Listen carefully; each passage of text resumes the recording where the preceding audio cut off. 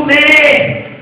Mas eu quero te dizer, eita Jesus, que o leão da tribo de Judá está aqui nessa noite, aleluia. Oh, maravilha de Deus, e Satanás não vai poder te vencer.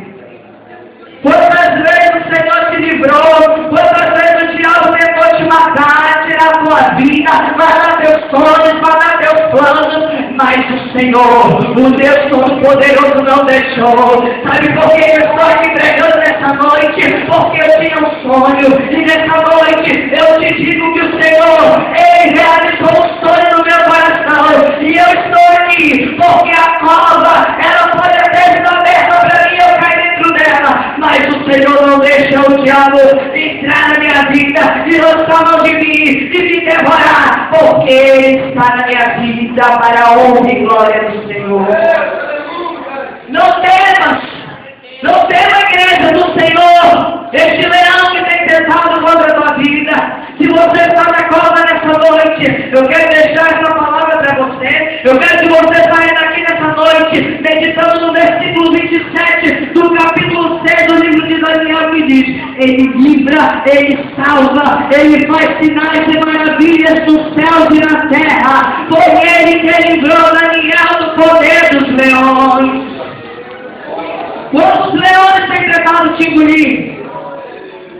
Não importa, mas eles não para onde eu olho, é leão para um lado, é leão para o outro, eu estou numa cova, não vejo sem saída. Eu quero te dizer que o Salmo 91 diz: 1000 cairão ao teu lado, 10.000 à tua direita, mas não importa, você não vai ser atingido, você não vai ser atingida, porque aquele que é de Deus, o maligno não toca. Cadê as mulheres virtuosas aí, mulheres que têm sido despedidas, mulheres que têm sido valentes, cadê as mulheres aí? Eu quero te dizer essa noite, Deus, Ele é fiel e vai te tirar dessa cova.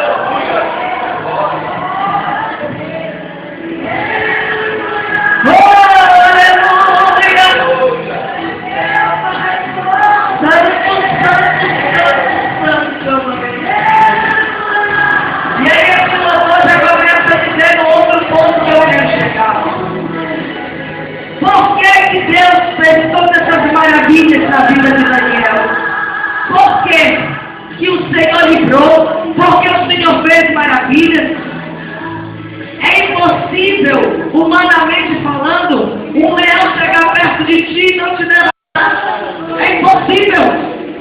Se a gente for lá para a África, já houveram casos de pessoas que foram fazer um safari na África, que foram ali conhecer os animais selvagens. Já aconteceu, existem até filmes que relatam isso, documentários de pessoas que foram devoradas por leões.